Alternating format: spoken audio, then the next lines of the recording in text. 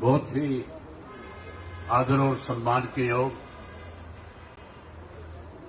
इस परिवर्तन यात्रा में मेरे साथ चल रहे इंडियन नेशनल लोकदल पार्टी के प्रदेश के अध्यक्ष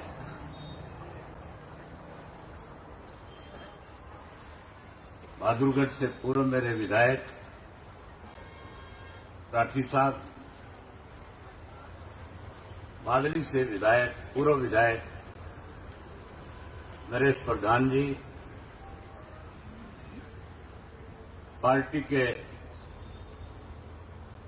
राष्ट्रीय, प्रदेश, जिला और हल्का स्तर के सभी नेतागण, गांव अटो के पार्टी के बहुत ही वरिष्ठ साथी, पूर्व में रहे पार्लियामेंट के प्रत्याशी चौधरी महेंद्र सिंह चौहान जी, आज इस सभा में आए हुए गांव के मेरे आदरणीय बुजुर्गों, नौजवान साथियों, माताओं, बहनों, पत्रकार, छायाकार दोस्तों, मैं सबसे पहले तो आपका इस बात के लिए आभार व्यक्त करता हूं कि आपने इस परिवर्तन यात्रा का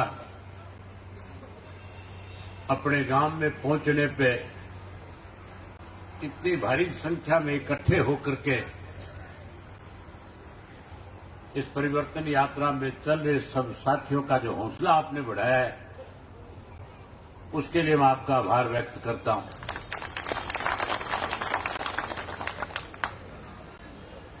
मेरे से पहले मंच का जो संचालन कर रहे थे, उन्होंने बहुत सारी बातें आपके सामने रखी थी। मैं तो आज आपसे मिलने के लिए आया हूं, आपसे जानने के लिए आया हूं। पिछले 8 वर्ष से इस देश में, प्रदेश में भारतीय जनता पार्टी सत्ता में है। हमारे देश के प्रधानमंत्री ने दोबारा सत्ता में आने से पहले लोगों के साथ कुछ वायदे किए थे। एक वायदा था कि अगर बीजेपी दोबारा सत्ता में आई तो किसान की फसल की आय 2 गुना कर दूंगा। पढ़े लिखे नौजवान से वायदा किया था कि 2 करोड़ युवाओं को हर वर्ष रोजगार और नौकरी दूंगा। 2022 का साल गुजर गया, 2023 चल रहा है। इस 2022 में हमारी आय तो 2 गुना नहीं हुई, लेकिन कर्जा कई गुना हमारे सर पे चढ़ गया। आपके गांव की आय 2 गुना होगी कि नहीं होगी फसल की? आहिस्ता बोलते हो, ज्यादा होगी मेरे ख्याल। खर्चा डबल हो गया जी। खर्चा डबल हो गया, कर्जा ज्यादा हो गया, महंगाई बढ़ गई, बेरोजगारी बढ़ गई, भ्रष्टाचार बढ़ गया, कानून व्यवस्था खत्म होगी, पढ़े लिखे नौजवान बच्चों के लिए रोजगार और नौकरी नहीं है। हमारे प्रदेश के मुख्यमंत्री ने कैसे बुजुर्गों की चौधरी देवीलाल के द्वारा दी गई पेंशन काटी जाए, उसके लिए एक नया काम शुरू कर दिया। एक परिवार पहचान पत्र बना दिया। इस परिवार पहचान पत्र के माध्यम से ना तो किसी घर में जाकर के पूछा कि इसकी आय कितनी है, उनके अपने जो कर्मचारी थे, उन्होंने घर बैठे बैठे अपनी मर्जी से हर व्यक्ति की आय लिख करके उसको पोर्टल पे चढ़ा दिया। नतीजा उसका ये निकला कि हरियाणा प्रदेश के 5 लाख बुजुर्गों की पेंशन जो है, जो चौधरी देवीलाल ने 100 रुपये माहवार शुरू करी थी, वो काटने का काम किया। जहां पेंशन काट दी, वहीं उसके साथ साथ गरीब लोगों को जो पीले कार्ड के माध्यम से सुविधाएं मिलती थी, वो भी 5 लाख से ज्यादा लोगों को वंचित कर दिया। अब ना पेंशन मिल रही है, ना पीला कार्ड मिल रहा है, ना रोजगार है, ना नौकरी है। चौधरी ओम प्रकाश चौटाला जी ने हरियाणा प्रदेश के इस हालात को देखते हुए इंडियन नेशनल लोकदल पार्टी की जिम्मेवारी लगाई कि हम पूरे प्रदेश भर के एक गांव में जाएं गांव और शहर कस्बे में जाकर के लोगों से संपर्क करें। जिस चौधरी देवीलाल के बनाए हुए हरियाणा प्रदेश को आज सत्ता में बैठे लोग कहीं ना कोई कमजोर कर रहे हैं, हैरानी की बात है साथियों। आज हमारा प्रदेश जो है भ्रष्टाचार के मामले में 1 नंबर पे है। क्राइम के मामले में पिछले दिनों केंद्र की सरकार की तरफ से एक रिपोर्ट आई थी। उस रिपोर्ट में लिखा हुआ था कि 37% क्राइम जो है अकेले हरियाणा प्रदेश से है। उसमें भी हम नंबर 1 पे हैं। बेरोजगारी के मामले में नंबर 1 पे है। हर मामले में आज प्रदेश जहां आगे बढ़ना चाहिए था, इस मौजूदा सरकार ने प्रदेश को पीछे छोड़ने का काम किया है। मैं आपसे एक ही बात पूछना चाहता हूं, इस 8 वर्ष में भारतीय जनता पार्टी की जेजेपी की सरकार बनने के बाद आपके गांव को कोई फायदा हुआ कि नुकसान हुआ है? फायदा कोई नहीं है। नुकसान ऐसा है कि आज कोई गांव ऐसा नहीं जिस गांव के अंदर पीने का पानी हो। आज कोई गांव ऐसा नहीं है जिस गांव के अंदर स्कूल और मास्टर पूरे हो। आज कोई गांव ऐसा नहीं है जिस गांव के अंदर हॉस्पिटल और डॉक्टर हो। आपके साथ रखता हुआ बड़ा गांव है बामणी खेड़ा। मैं अभी बामणी खेड़ा में लोगों से मिलकर के आया था, बातचीत कर रहा था, पूछ रहा था कि आपके स्कूल में मास्टर कितने हैं? कहने लगे +2 का स्कूल है लेकिन मास्टरों की कमी है। अगर मास्टर कम होंगे तो फिर मान करके चलो बच्चे पढ़ेंगे कैसे? वहां मास्टरों की कमी थी। वहां मैंने पूछा अस्पताल है? कहने लगे अस्पताल है, डॉक्टर नहीं है। पीने का पानी नहीं है। जो सरकार पीने का पानी ना दे सके, जो सरकार पूरे स्कूल में अध्यापक ना दे सके, जो अस्पताल में डॉक्टर ना दे सके, उस सरकार से फिर प्रदेश को फायदा होगा कि नुकसान होगा? तो ऐसी सरकार जो लगातार हमें कमजोर करने में लगी हुई है, इसलिए ये परिवर्तन यात्रा शुरू करी गई। इस परिवर्तन यात्रा के माध्यम से लोगों में बदलाव लाया जाए और आने वाले समय में जो चौधरी देवीलाल की नीति है उसको प्रदेश में लागू किया जाए, प्रदेश में परिवर्तन किया जाए। चौहान साहब अभी बता रहे थे, सामाजिक तरीके की जो बातें थी वो आपके सामने रख रहे थे। हम उन बातों पे तो विचार करेंगे, लेकिन उसके अलावा चौधरी ओम प्रकाश चौटाला की एक सोच और है।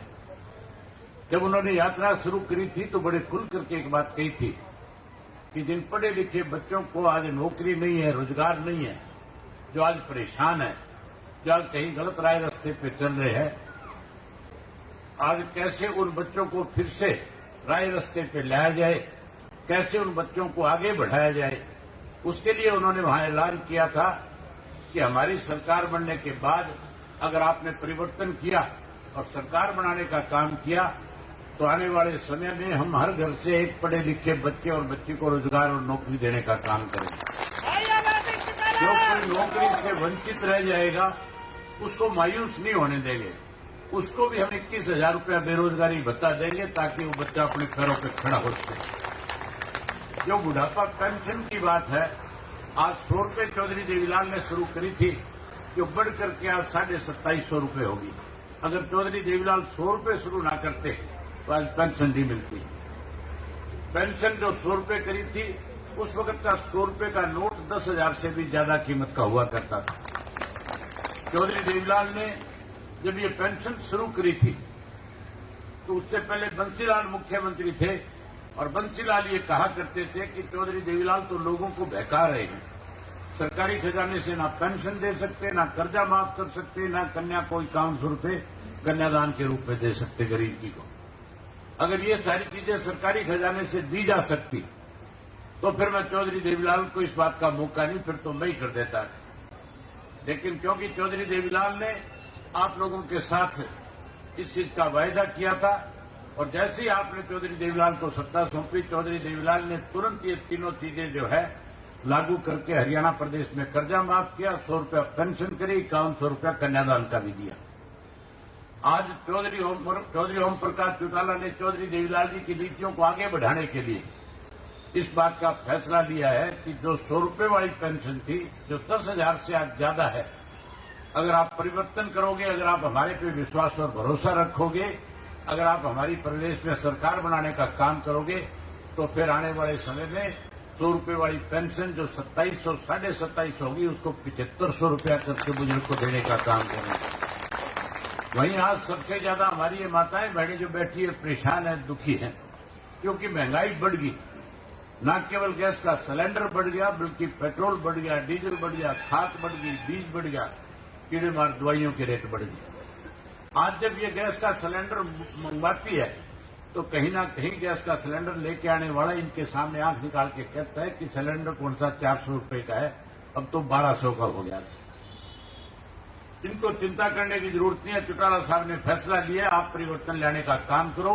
आपको हर महीने एक गैस का सिलेंडर सरकार की तरफ से फ्री में आपके घर में आएगा और 1100 रुपए आपका चूल्हा और चौका चले, इसके लिए अलग से गृहिणी महिला को देने का काम करेगा। ये सारी बातें तब संभव है जब आप ये सारी बातें तब संभव है जब आने वाले समय में आप परिवर्तन लाने का काम करोगे। आपने तो पहले ही फैसला कर रखा है। आपने तो पहले जो आपके मंच का संचालन कर रहे थे उन्होंने जब आपसे पूछा था तो आपने तो दोनों हाथ खड़े करके कहा था कि अब की बार हम परिवर्तन लाने का काम करेंगे। लाओगे परिवर्तन? यही बात आपसे कहने के लिए आया था। आप सबको आने वाली होली की, क्योंकि होली का पर्व जो है हमारे लिए बहुत बड़ा पर्व माना जाता है। होली के इस पावन पर्व के ऊपर तो हमारा भाईचारा और ज्यादा मजबूत होता है। हम एक दूसरे के साथ जो पुराने गिले शिकवे उनको भूल करके फिर से इकट्ठा होते हैं। इसके लिए आपको बहुत बहुत हार्दिक शुभकामनाएं देता हूं। और मेरे साथ जितने भी साथी इस यात्रा में चल रहे हैं उनसे एक निवेदन कर रहा हूं। हमने 9 तारीख से फिर से दोबारा से, क्योंकि बीच में 2 दिन है, 8, 7 और 8 तारीख को, इन 2 दिनों के अंदर हम होली के दिन है, होली पे हर आदमी अपने घर में रहना चाहता है। आपकी भी इच्छा सबकी है कि आप घर पे रहे, इसलिए आपको भी मैं होली की शुभकामनाएं देता हूं। और आप 7 और 8 तारीख की रात को जितने साथी मेरे साथ चल रहे हैं और जो और नए साथी मेरे साथ चलने के लिए आना चाहेंगे, मैं उन सबको आपके माध्यम से और कल अपने फेसबुक से भी सबको मैं इस बात की इत्तला करूंगा। आप सब ने हर हालत के अंदर 9 बजे गुजर धर्मशाला जो है अपने ये पलवल में ही समझो इसको, आप गांव की जरूरत नहीं, वही कह देंगे। गुजर धर्मशाला है अपने पलवल में, उस गुजर धर्मशाला में हम 9 बजे इकट्ठे होंगे और वहीं से दोबारा से इस परिवर्तन यात्रा की शुरुआत करेंगे। तो मैं उम्मीद करूंगा कि आप सारे कोशिश करेंगे कि पहले दिन रात को 8 बजे आ जाएं। आपके ठहरने का, खाने का सारा बंदोबस्त यहाँ पे किया होगा। आप जैसे ही आएंगे, अजीत मोदी जी जिला अध्यक्ष और महेंद्र चौहान जी मिलकर के आपका सारा बंदोबस्त करने का काम करेंगे। मैं उम्मीद करूंगा कि 8 को आ जाओगे। 9 को हम सुबह अपनी यात्रा फिर से शुरू करेंगे और 9 की जो यात्रा शुरू करेंगे उसमें और ज्यादा लोगों को साथ लेकर के चलने का काम करेंगे। मैं आज जितने गांव के लोग यहाँ बैठे हैं आपसे भी एक प्रार्थना करूंगा कि आपके गांव तक जब हम आए चल करके, तो बामनी खेड़ा के, उससे पीछे औरंगाबाद के, सब जगह के गांव के लोग हमारे साथ आपके गांव तक चल करके आए। आप भी यात्रा की जब शुरुआत हो तो चौहान साहब आप लोगों की जिम्मेवारी है, आप अपने गांव से ज्यादा संख्या में लोगों को वहां लेकर के आओगे और वहां से इस यात्रा की शुरुआत करा के अगले गांव तक छोड़ करके आओगे। अगले गांव से अगले गांव के लोगों को साथ ले लेंगे।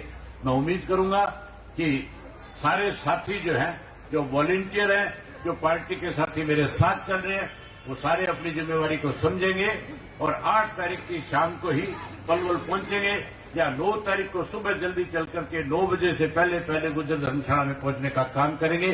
अब आपके लिए चौहान साहब ने भोजन की व्यवस्था कर रखी है, आप भोजन करें।